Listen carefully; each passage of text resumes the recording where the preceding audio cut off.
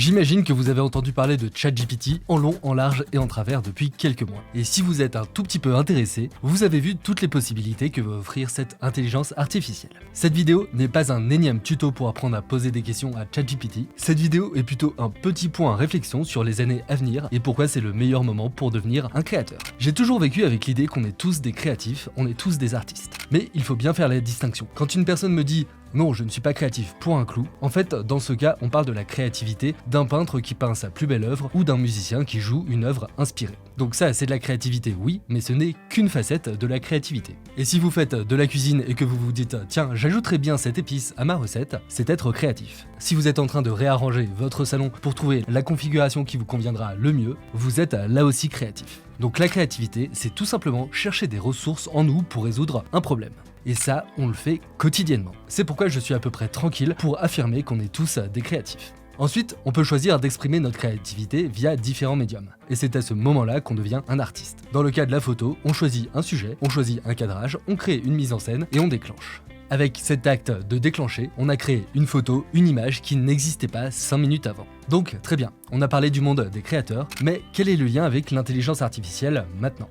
Je reprends l'image que j'ai entendue il y a quelques jours. ChatGPT, en fait, c'est un stagiaire. Et cette idée vient d'Olivier Roland. Votre stagiaire va être incroyable pour faire des recherches, faire des propositions d'idées, écrire un script, un mail et je ne sais quoi encore, mais c'est vous qui allez garder l'esprit critique. Et en plus, comme c'est un stagiaire, c'est à vous de lui donner des directions, de lui demander de travailler. Et c'est là que je veux vous emmener. ChatGPT va vous aider à résoudre des problèmes. Mais c'est à vous d'identifier le problème que vous voulez résoudre. C'est à vous de décrire correctement le cadre dans lequel vous voulez travailler pour que ChatGPT puisse vous donner des idées, des pistes et des solutions. Et la période dans laquelle on vit est en train d'être révolutionnée par l'intelligence artificielle. Mais c'est vous qui gardez le privilège de l'étincelle initiale. C'est vous qui restez le créateur originel, qui donne les directions et demande ce que vous voulez à l'IA. Et c'est pour cela que dans cette période de grande révolution, ce sont les créateurs qui vont tirer leur épingle du jeu. Donc vous aussi, prenez le réflexe de demander à l'IA de faire vos recherches, de faire le travail chronophage pour vous libérer du temps et penser à de nouvelles idées. On ne pourra pas de toute façon résister à l'IA car elle est déjà là. Mais la meilleure posture à adopter, c'est de surfer la vague et de prendre votre rôle de créateur à pleine main.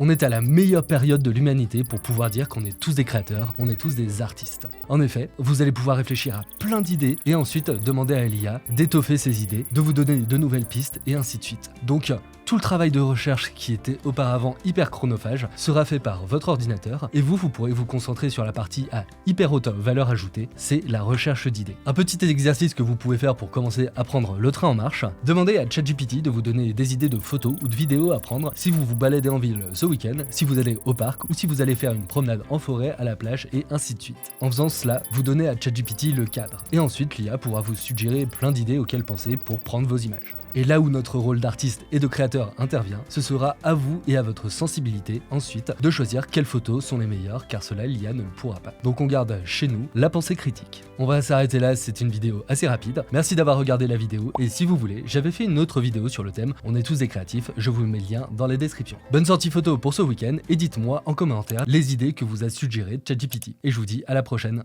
Ciao!